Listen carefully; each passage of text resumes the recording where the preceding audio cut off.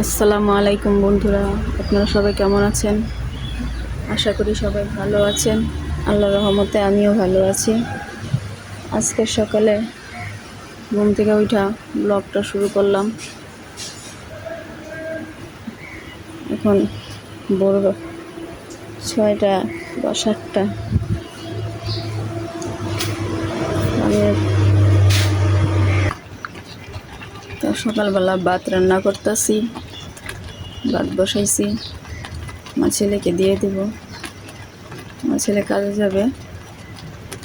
আপনারা আমার সাথে থাকুন আর দেখুন আমি কি করি। এই তো ভাতটা ঠিকা দিলাম। তো আপনারা কি বলেন, কার কার গ্রাম থেকে তা আমি জানি না, তো আমরা ঠিকই বলি। ভাত ঠিকা দিলাম। তো ক্যামেরায় আমি তরকারিও রান্না বসাইছি, যে তরকারি বলক চলে আসছে।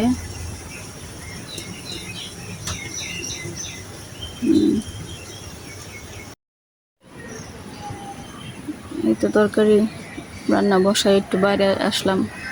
আমাদের বাইরের ভিউটা দেখেন, আকাশ ভরা মেঘ, আকাশ ভরা মেঘ, অনেক বৃষ্টি বৃষ্টি নামতেছে।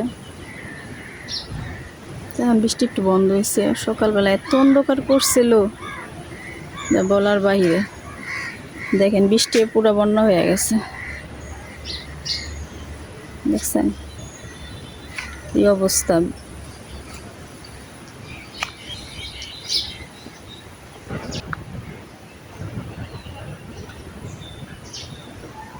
তো আমাদের গাছের পেয়ারাগুলো বড় হয়েছে, কিন্তু একটাও খাইতে পারি না, সব নিয়ে চলে যায়। এই যে গ্যারেজে কাজ করে লোকেরা, ওরা নিয়ে যায়। তো পেয়ারার ভিতরে না লাল হয়, কাটলে খাইতে খুব মজা। তো আপনারা যারা আমার ভিডিওটা দেশের বাইরে সবাই দেখতেছেন, তাদেরকে অসংখ্য ধন্যবাদ। যারা শেয়ার করছেন, কমেন্ট করছেন, সাবস্ক্রাইব করছেন, তাদের সবাইকে ধন্যবাদ, অসংখ্য ধন্যবাদ। আর আমার ভিডিওটা আপনারা দেখবেন, দেখে লাইক করবেন, কমেন্ট করবেন, শেয়ার করবেন। আপনারা দেখেন ভিডিওটা, জানি আমার ভিডিওটা তো ভালো হয় না, তো আপনারা দেখবেন, দেখে খারাপ হলে খারাপ বলবেন, ভালো হলে ভালোই বলবেন। ভালো তো হয় না আমিও জানি। দেখেন ঘাস ফুল কত সুন্দর।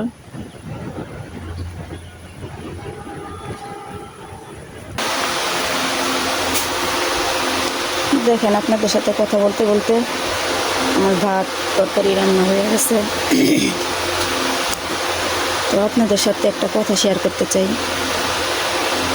আপনারা ছেলে মেয়েদের উদ্দেশ্যে বলতে চাই যে তার বাবা মায়েরা তাদের জন্য কত কিছু করে, কিন্তু বাচ্চারা সেটা তাদের খালি চোখে তারা দেখতে পারে না। কারণ তারা আবেগে থাকে। তো কালকে একটা নিউজ দেখলাম, রাত্রে করে 9-এ পড়ে ছেলে মেয়ের 14 বছর বয়স, তারা নাকি প্রেম করে তার অপরপক্ষ আরেক ছেলে তাকে পছন্দ করে। তার নাকি গোপন ভিডিও তাকে করছে, কইরা তাকে ব্ল্যাকমেল করছে। তো মেয়ে নাকি আত্মহত্যা করছে নিজের ঘরেই। আমার গলাটা একটু সমস্যা হয়ে গেছে, তো নিজের ঘরেই ফাঁসি দিছে। তো ছেলেরকে সাংবাদিক সাহেবরা বলতেছে যে ইন্টারভিউ নেওয়ার সময় বলে, তো প্রেম করা কি ভালো?